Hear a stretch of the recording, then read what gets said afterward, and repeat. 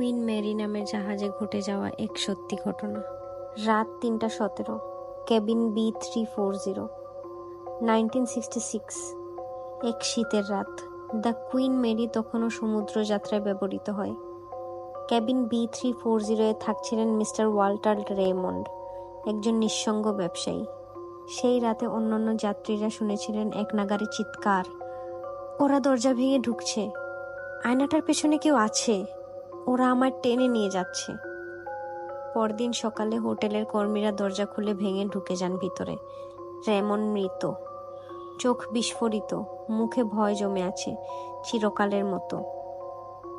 কেবিনের আয়নাটিতে রক্তমাখা আর বাথরুমের দেয়ালে আঁচড়ের দাগ, দেয়ার ইন দ্য মিরর।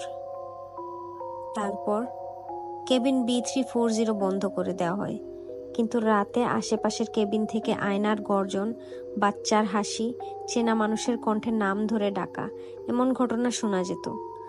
2018 সালে হোটেল কর্তৃপক্ষ আবার কেবিনটি চালু করে, এক প্রকার গোস্ট এক্সপেরিয়েন্সের জন্য। একজন তরুণ ইউটিউবার ম্যাসন সাহস করে এক রাত কাটাতে যায় ওই কেবিনে। ক্যামেরা, ওয়াইফাই সব ঠিক।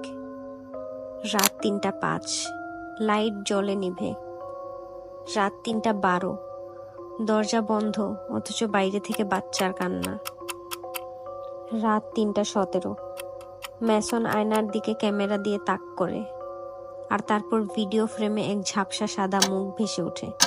ম্যাসন চিৎকার করে বলে, it's in the mirror, oh God, it's right behind me. ভিডিওটা হঠাৎই শেষ হয়ে যায়। পুলিশ পরে কেবিনে এসে দেখে ক্যামেরা চলে, ম্যাসন নেই। দরজার ভেতর থেকে লক করা, আয়নার সামনে লেখা, he is with me now. Cabin B340 এখনো চালু আছে, কিন্তু আয়নাটার সামনে দাঁড়ানোর আগে একবার নিজেকে জিজ্ঞেস করো, তুমি কি দেখতে চাও, নাকি কে তোমায় দেখছে?